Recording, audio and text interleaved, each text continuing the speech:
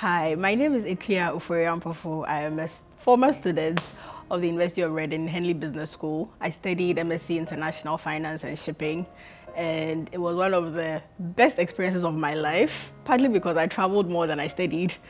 And coming back to Ghana, it's probably been the best decision ever because I realized that there was a large market for the service I intended to provide. And the experiences I gained whilst on the course helped me to also start a couple of businesses, which by God's grace are doing fairly well. I knew what I wanted to do before I left, so it made it that much easier to know what to do whilst I was away. This was in terms of who to be friends with, the countries that I knew I wanted to service eventually when my business took off, and also which areas of the course I wanted to do, because as you're aware, there are certain courses that are not necessary, there are certain courses that are elective. So I knew what to do. Since I've been back, I've started an export company, a warehousing company, and a logistics company.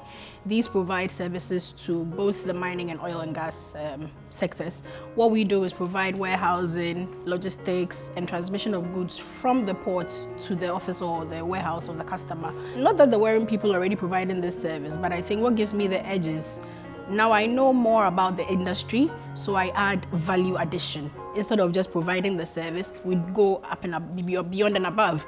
We find out what the customer would require aside as delivering the goods. Do they need forwarding of their goods, clearing of their goods, any other service that a regular forwarder would not provide? We bridge that gap. So we've had instances where there were jobs we weren't supposed to do, but because of how much we want to exceed the client's expectations, we delivered, for example, uniforms, and now that has become one of the jobs we do, providing uniforms, which were not one of the core things we were set up to provide. So I think studying abroad gave me that edge. I can't put my finger on it, I can't describe it, but it's just that X factor that puts you above the rest. I'm proud to say I've broken the ceiling, the glass ceiling for females, because there's a union of us logistic service providers in Ghana, and I'm the only female in that group among about 37 men. I'm probably the youngest as well, although I will mention my age. And I think it makes a whole world of difference for women to see their fellow female in such a male-dominated field, where there's a lot of old boyism. If you're not of a certain income range, you can't be in that industry. If you're not from a certain background, you're not going to be part of the industry.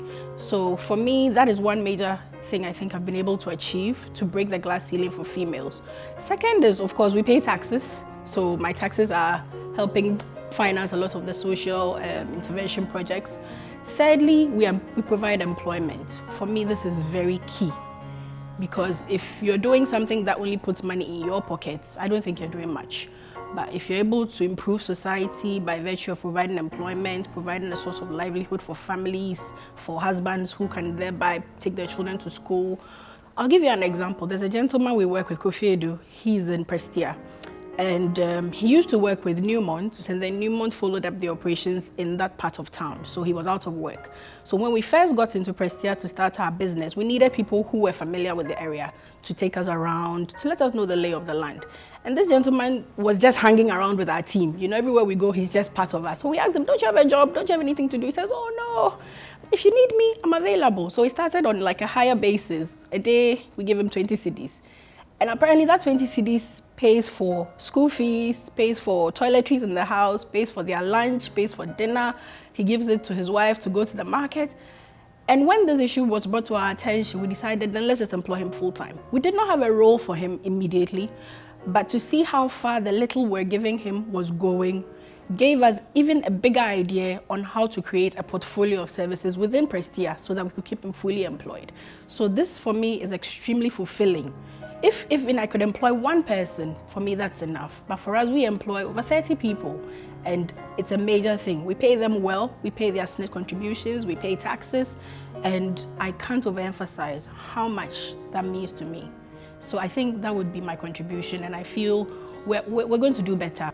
The day the publication appeared in the graphic, we had no knowledge that it would be appearing. So I was in the Huni Valley when this happened. I got a call from a customer, a white gentleman, and he says, Akua, I've just seen your picture in the newspapers, you big woman. And I said, what are you talking about? I said, British guys, what did you guys do to me? So I get a copy eventually, latter part of the day, and I'm like, oh my God, this is an emotional moment. I showed it to my mom, my family, and everybody was like, wow, these people are taking you places, you know. And being a finalist, not just as the word assumes finalist, but the profile that was put on Facebook, put in the papers, has just shot me to places I didn't know possible. We've had Ministry of Trade calling us. My alumni association has also called me to become a speaker for some subsequent alumni event.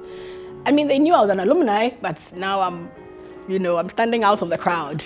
So I can't put it into words. I'm amazed at the impact, at the opportunities that are imminent, and I'm just honored.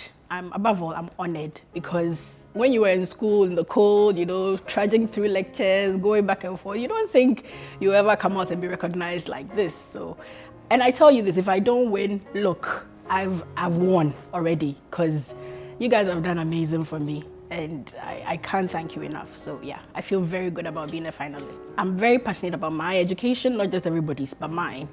And I worked a little before I left Ghana, and the quality of the master's products, if I should say, from the other schools was just deplorable. So I told myself, I'm not doing UGBS, I'm not doing GIMPA, I'm not doing any other tertiary school for my master's. I am going to UK. Either UK or no masters. It was just as simple as that. So it wasn't a difficult decision to arrive at, partly because I think our educational system needs an overhaul. Somebody must say it, and I will say it. Our educational system is in a bit of a shamble. So in my mind, I determined that if I don't go to the UK for my master's, I wasn't going to do a master's degree, point blank. So the issue of funding came up, obviously, because the UK is not known to give a lot of financial aid. And so I was searching everywhere: scholarship position, website, Chevening, Commonwealth, Tallow. And I eventually secured the financing and made it. It wasn't easy, that's all I'll say. So the decision to study abroad was cast in stone. It was non-negotiable. It was non-negotiable.